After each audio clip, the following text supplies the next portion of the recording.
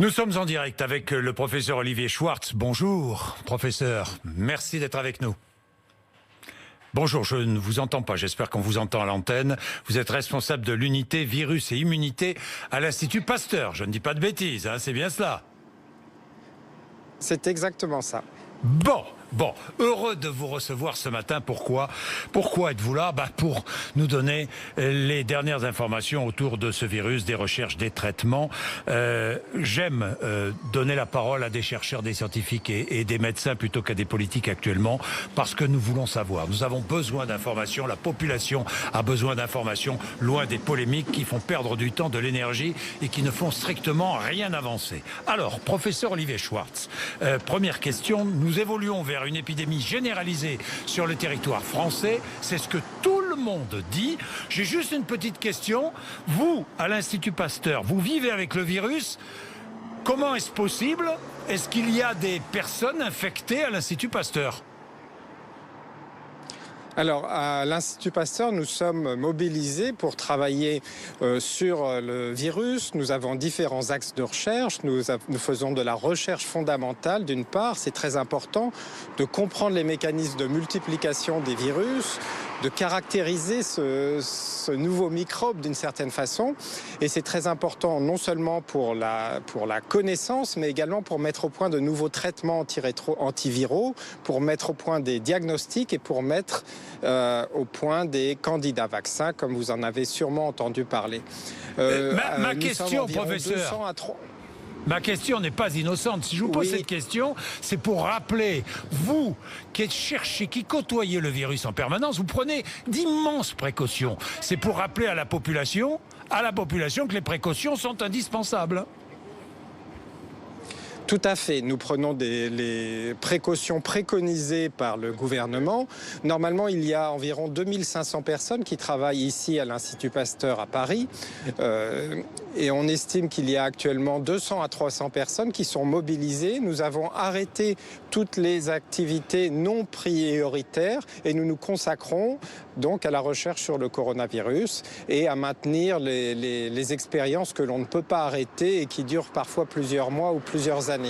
En ce qui concerne les cas de personnes atteintes à l'Institut Pasteur, je n'en ai pas connaissance, mais nous appliquons strictement les mesures de confinement. Et si quelqu'un dans une équipe, par exemple, présente des signes, tousse ou a de la fièvre, eh bien cette personne reste confinée chez elle. Je sais que c'est le cas pour certaines personnes, mais nous n'avons pas fait de diagnostic pour l'instant sur ces personnes. Et heureusement, il s'agit de cas peu graves jusqu'à présent.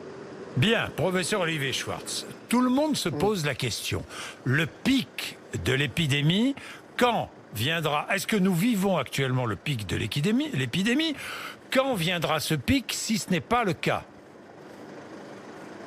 Alors, moi je suis virologiste et immunologiste. Mes collègues épidémiologistes qui travaillent ici à l'Institut Pasteur étudie effectivement et modélise l'arrivée potentielle du pic et je n'ai pas les éléments de réponse précis à vous donner aujourd'hui. Bien. Mais on estime, on peut regarder ce qui se passe chez nos voisins en Italie, en Chine et on peut imaginer qu'on est derrière eux et que le pic va bientôt arriver, c'est tout ce que je peux vous dire. Est-ce que ce virus, est-ce qu'aujourd'hui, maintenant, avec un début de recul, est-ce que vous connaissez mieux ce virus? Oui, on commence à bien caractériser ce virus. Alors, vous savez, le coronavirus, on parle du coronavirus, c'est une famille de virus. Il y a au moins 7 différents virus qui infectent l'homme. Ce sont des cousins plus ou moins éloignés. Certains causent des maladies bénignes, d'autres des maladies plus graves. Et donc, c'est exactement l'objet de nos recherches, c'est comprendre avec ce nouveau virus que maintenant nous maîtrisons, nous cultivons dans nos laboratoires sécurisés. Et on commence à comprendre les mécanismes d'entrée, par exemple, de virus dans la cellule. C'est ce que nous étudions dans notre laboratoire, comment le virus fusionne et permet donc d'injecter son propre matériel génétique pour assurer sa multiplication. Donc ça, c'est très intéressant à comprendre. En fait, c'est le virus qui colonise... Professeur, c'est le virus qui colonise la cellule. Voilà, c'est exactement ça. Le virus ne peut pas se multiplier hors de l'organisme, il rentre dans les cellules et après il va passer de cellule à cellule. Et ce qui nous intéresse plus particulièrement, c'est la réaction du système immunitaire. Comment la cellule réagit lorsque le virus arrive, comment tout l'organisme réagit. On sait que des anticorps vont être produits, vont être sécrétés, et nous étudions la capacité des anticorps produits par un organisme à bloquer la multiplication virale. À bloquer la multiplication virale. C'est-à-dire que vous étudiez la manière dont l'organisme se défend face à cette intrusion du virus. Voilà, c'est exactement ça. Puisque comme ce virus se comporte comme tous les virus, d'une certaine façon, chaque virus a sa spécificité. Et heureusement, notre organisme est équipé d'un système immunitaire à deux niveaux. Il y a ce qu'on appelle la réponse immunitaire innée, immédiate, qui nous permet en quelques jours ou quelques heures de produire des molécules antivirales. On parle de l'interféron, bien sûr. Et donc, ce sont cette réaction immédiate qui peut d'ailleurs déclencher la fièvre et d'autres symptômes que nous étudions d'une part. Et après, il y a une deuxième vague de réponse du système immunitaire avec la production d'anticorps, de cellules dites tueuses qui vont aller détruire les cellules infectées. Et c'est exactement ce que nous étudions, la mise en place de ces différentes phases de réponse du système immunitaire. Alors, étudier, très bien, mais avec quel objectif, quelle finalité pour vos études ? C'est une excellente question. Il y a, comme je vous le disais, une finalité de connaissance, de compréhension, c'est la recherche fondamentale, mais en parallèle, nous utilisons nos résultats pour, par exemple, mettre au point des tests diagnostiques. Maintenant, nous étudions, par exemple, la réponse des anticorps produits par l'organisme contre la multiplication virale. Donc, il est important de pouvoir détecter ces anticorps. Pour l'instant, les tests de détection sont basés sur ce qu'on appelle la charge virale. Donc, on recherche le virus lui-même. Et bientôt, très prochainement, différentes équipes à l'Institut Pasteur, mais ailleurs dans le monde, vont avoir à leur disposition des tests dits sérologiques. On pourra rechercher les anticorps qui permettent de savoir si une personne, d'une part, a été infectée et d'autre part, si cette personne a des anticorps dits neutralisants qui peuvent la protéger. Oui, des tests sérologiques qui sont beaucoup plus efficaces et beaucoup plus rapides surtout, hein, professeur Schwartz. Parce que je vous pose une question franche et directe. On n'a pas pratiqué de tests de masse en France. Pourquoi ? Parce que nous n'étions pas suffisamment équipés ? Alors, les tests sérologiques ne sont pas plus efficaces, ils peuvent être ni plus rapides, en quelques heures on peut avoir un résultat comme un test de charge virale. Ils ne répondent pas à la même question, ils permettent de savoir si une personne a le virus ou même l'a vu quelques semaines auparavant. Donc ça, ou l'a eu, oui, a été porteur. Oui. A été porteur et on va pouvoir estimer dans une population la fréquence de porteurs asymptomatiques, par exemple, qui n'ont pas développé de maladie. Tous ces paramètres sont très importants au niveau de la population pour comprendre la propagation du virus dans la population. Alors en ce qui concerne les tests, Alors pour les tests, donc ça c'est une décision de santé publique de pratiquer des tests à tel ou tel niveau. Ici à l'Institut Pasteur, le CNR a mis au point les premiers tests qui ont été utilisés en France à isoler le virus. Et donc nous pratiquons un nombre de tests de charge virale, de même que de nombreux autres hôpitaux et instituts maintenant en France. Est-ce qu'il serait possible, parce que ça aussi, les questions reviennent, professeur Schwartz, est-ce qu'il serait possible de tester toute la population? Est-ce que ça vaudrait le coup ou pas? Alors, donc ça, c'est une décision de santé publique. Moi, j'imagine, oui, mon opinion personnelle en tant que citoyen. Mais donc, nous faisons ce qu'il est nécessaire de faire. Le président Macron est conseillé par un comité scientifique. Il y a des chercheurs de l'Institut Pasteur dans ce comité. Et donc, les décisions de l'ampleur des tests sont basées sur des faits scientifiques rigoureux et, j'imagine, évolutifs aussi en fonction de la situation. Alors j'en reviens au virus. j'en reviens au virus, parce que j'ai lu, vous aussi, le grand public aussi, beaucoup de choses. Il peut survivre plusieurs heures en dehors du corps humain, sur des surfaces diverses. Oui ou non? Oui, absolument. Il y a une étude sérieuse qui a été publiée. On le savait d'ailleurs déjà pour d'autres coronavirus, les cousins du SARS-CoV-2.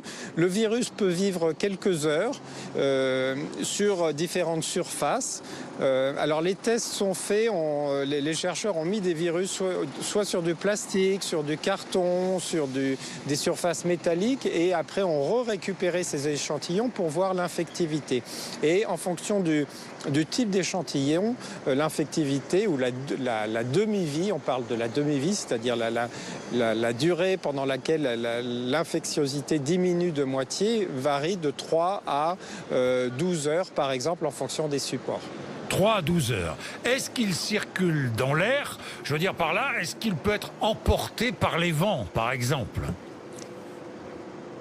Alors ça, c'est une bonne question qui a été posée. On sait que le virus est présent dans les postillons et donc peut être transmis entre personnes probablement lorsque les personnes sont en contact rapproché. Combien de temps le virus peut se balader dans l'air? C'est dur à évaluer, mais à mon avis, le virus n'est pas considéré comme un virus transporté, se baladant dans les airs et pouvant être attrapé sur après un voyage de longue distance, d'une certaine façon. Alors certains disent aussi, c'est une autre étude, que ce virus voyagerait sur les particules de la pollution atmosphérique. Vous avez vu ça ou pas? Alors, il y a beaucoup d'informations qui circulent. Alors, comment ces informations sont propagées? Au départ, il y a des chercheurs qui peuvent faire des observations. Et pour qu'elles soient validées, ces observations doivent être publiées dans des articles, dans des revues scientifiques. Il y a heureusement des sites de dépôt de publications, donc qui permettent à des chercheurs de mettre immédiatement à la disposition du public et de leurs collègues les informations. Mais ces informations ne sont pas nécessairement validées. Elles n'ont pas été évaluées par des collègues, ce qui est le signe d'une publication validée.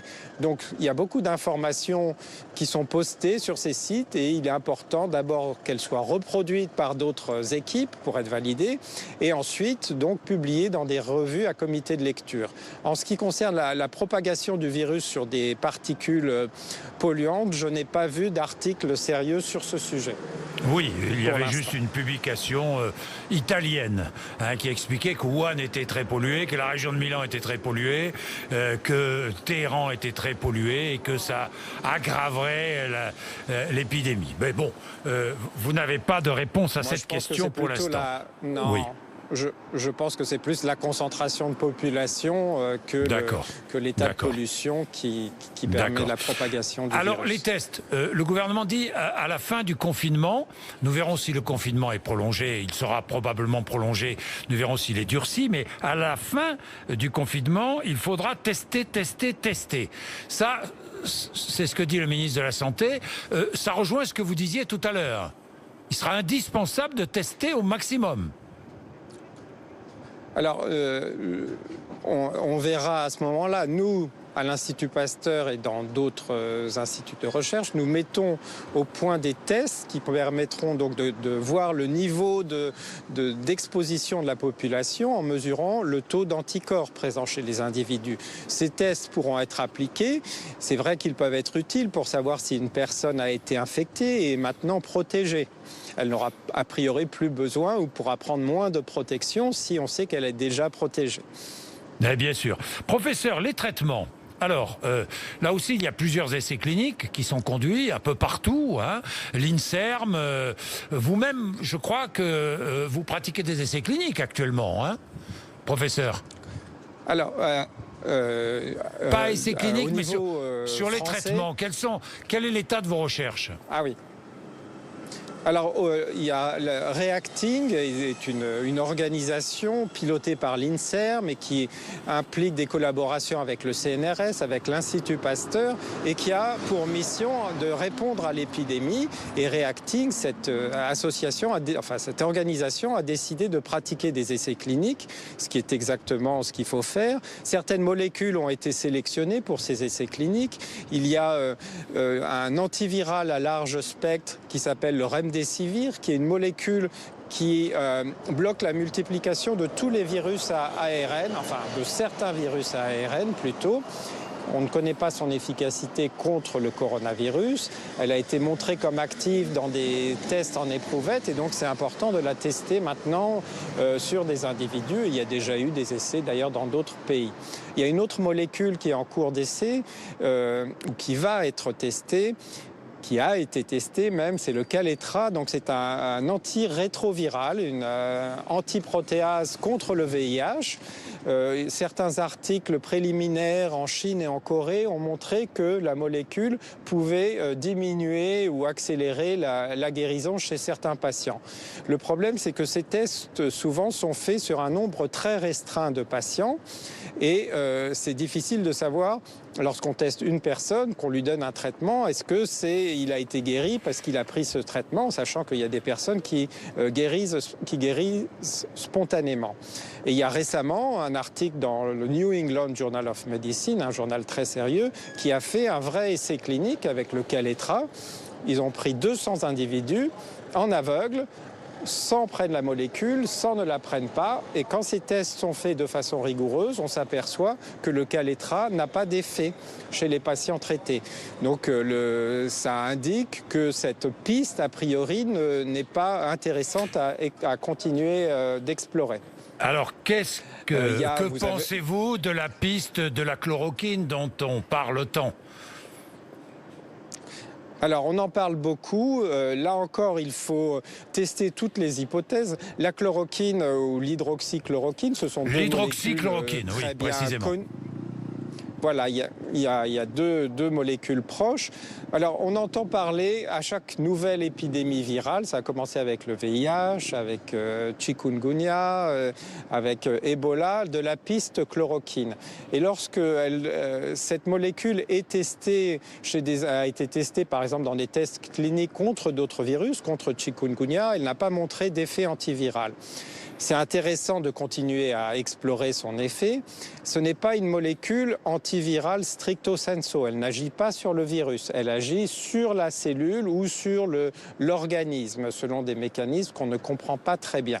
Donc c'est ça qu'il faudra faire. Une équipe marseillaise a effectivement publié ou mis un article sur un site il y a quelques jours indiquant un effet potentiel antiviral chez un nombre restreint de patients. L'article a été publié dans une revue scientifique qui n'est pas vraiment indépendante de l'équipe de Marseille, puisque le rédacteur en chef et des membres du comité éditorial de cette revue figurent parmi les auteurs de l'étude. Donc, à mes yeux, ce n'est pas une étude, pour l'instant, qui a été évaluée de façon indépendante. Je vous sens très mesuré face aux recherches du professeur Raoult. Je vous sens très prudent, professeur Schwartz. Oui, je ne m'excite pas outre mesure. Les résultats doivent être validés par des équipes indépendantes. L'avantage, j'ai envie de dire, c'est qu'on peut faire des essais rapides cliniques et on aura la réponse à la question si les tests sont faits de façon rigoureuse. Certains disent... Oui. Mais professeur, certains disent, et notamment des responsables politiques, disent mais on n'a pas le temps d'attendre, il faut y aller maintenant, il faut que les patients atteints, infectés, gravement infectés, soient traités à la chloroquine, à l'hydroxychloroquine. Mais les tests peuvent être faits très rapidement, en quelques jours. L'étude qui a été publiée a été faite rapidement. Il faut travailler dans l'urgence, mais conserver la rigueur scientifique. Et une molécule ou un traitement ne peut être validé que selon des critères bien définis qui, dans l'étude préliminaire, ne sont pas encore atteints. C'est une piste, il faut continuer à l'explorer. C'est fait très rapidement. Les essais, on peut donner les molécules et avoir la réponse au bout d'une semaine, on saura. Il faut des essais dits en aveugle, c'est-à-dire ni la personne qui donne la molécule, ni le patient sait ce qu'il reçoit, et on aura les résultats très rapidement. Un dernier mot, professeur, quelques mots pour le vaccin. Pas avant un an et demi, hein, c'est ce que tout le monde dit. Depuis un mois, vous préparez un vaccin dérivé de celui de la rougeole, hein, c'est bien cela ? Absolument. Nous avons acquis une expérience depuis 10 ans ou 20 ans à l'Institut Pasteur avec le vaccin rougeole qui présente beaucoup d'avantages puisque c'est un vaccin dont on sait qu'il est efficace. Il a plusieurs milliards de personnes l'ont reçu dans le monde et il est immunogène. Et donc la stratégie que nous employons ici, c'est de modifier ce vaccin rougeole et de lui faire produire ce qu'on appelle des antigènes du coronavirus. Et donc on avait déjà fait un candidat, nous avions déjà produit un candidat vaccin contre le SARS numéro 1 qui avait causé une épidémie en 2003 en Asie et qui montrait des bons résultats dans des essais précliniques. Les essais s'étaient arrêtés ensuite puisque l'épidémie heureusement s'était éteinte d'elle-même. Et donc nous utilisons notre savoir-faire acquis à l'époque pour ce candidat vaccin contre le SARS coronavirus 2. Et les premiers candidats vaccins sont prêts dans l'équipe de Frédéric Tangy et sont en cours de test dans différents modèles avant de pouvoir passer à l'étape suivante qui sera de produire un lot clinique et de lancer des essais cliniques.